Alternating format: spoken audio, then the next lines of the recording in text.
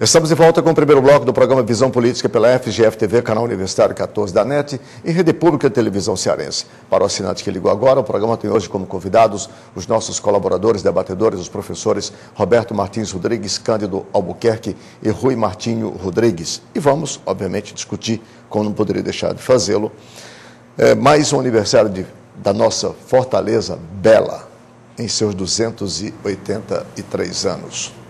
Professor Rui Martinho, qual é a conclusão que podemos chegar nestes 283 anos de Fortaleza, na perspectiva do caos que essa cidade marcha celeremente para chegar por quaisquer dos ângulos que possamos olhar? Fortaleza se propôs a ser bela. Talvez devesse ter tido uma ambição mais objetiva e mais modesta. Poderia ter optado por ser Fortaleza limpa, ou por ser uma fortaleza em que a gente possa se movimentar, se mobilizar. Fortaleza está... Fortaleza de trânsito desimpedido. E me parece que não conseguiu ser bela, porque é uma cidade onde a gente não consegue andar, que não é limpa. Não pode ser uma cidade bela.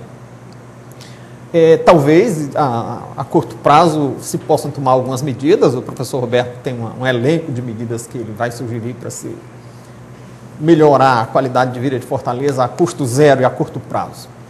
Mas certamente que são necessárias também medidas de longo prazo. E aí a descentralização pelos bairros, que é um fenômeno espontâneo, que já está bastante avançado. O Montese já tem uma vida própria, a Francisco Sá, Messejana, vários bairros têm vida própria. Mas isso poderia ser estimulado. Algumas formas, alguns incentivos fiscais ou de crédito poderiam estimular a descentralização de Fortaleza. E mesmo o Estado.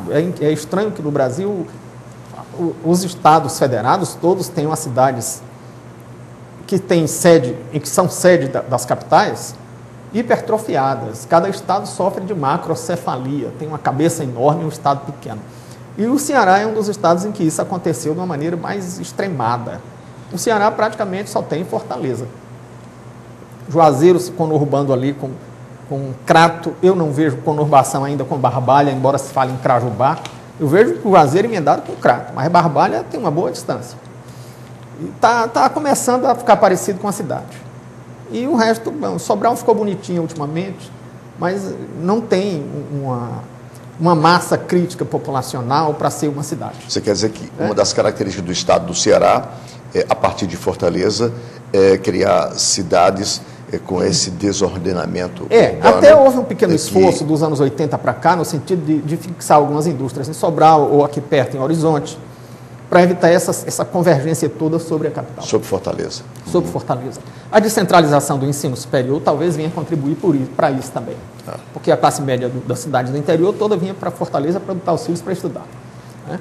Então, acho que essa descentralização seria um pensamento a longo prazo. Cândido Albuquerque, um dos grandes problemas quando nós olhamos para os problemas urbanos de Fortaleza está exatamente na questão do trânsito. Né?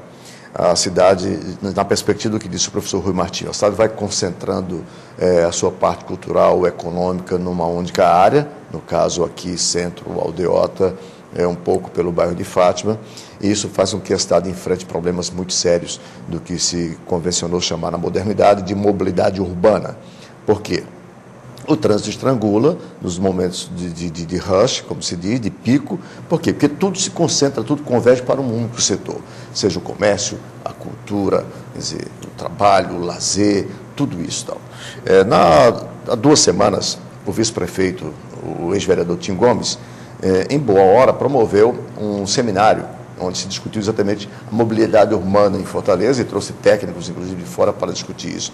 Qual é a perspectiva que nós temos na cidade a curto prazo, com esse aumento enorme da nossa frota de veículos e com um transporte público cada vez mais deficiente, como que nós temos? Olha, Fortaleza, na verdade, vem sofrendo uma questão administrativa muito séria. Não há um plano, não há um projeto para Fortaleza. A atual administração não tem um projeto para Fortaleza. Veja bem, como você disse, nós passamos um período agora em que a economia estava muito bem e, portanto, muitos carros passaram, novos carros passaram a circular. E isso começou um estrangulamento, mas ainda muito pequeno. Nada que uma boa gestão não resolva.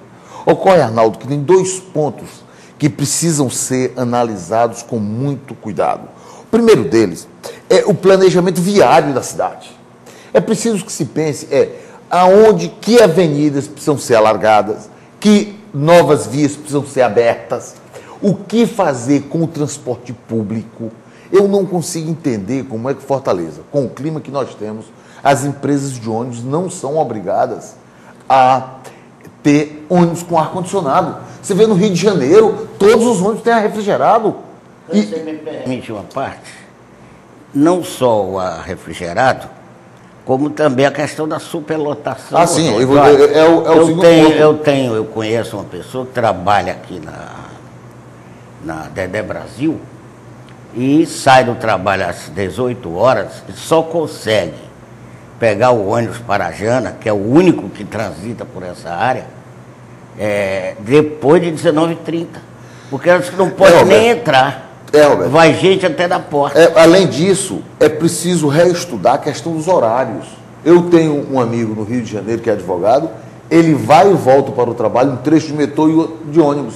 Mas um ônibus com ar refrigerado e com horário certo e sem superlotação.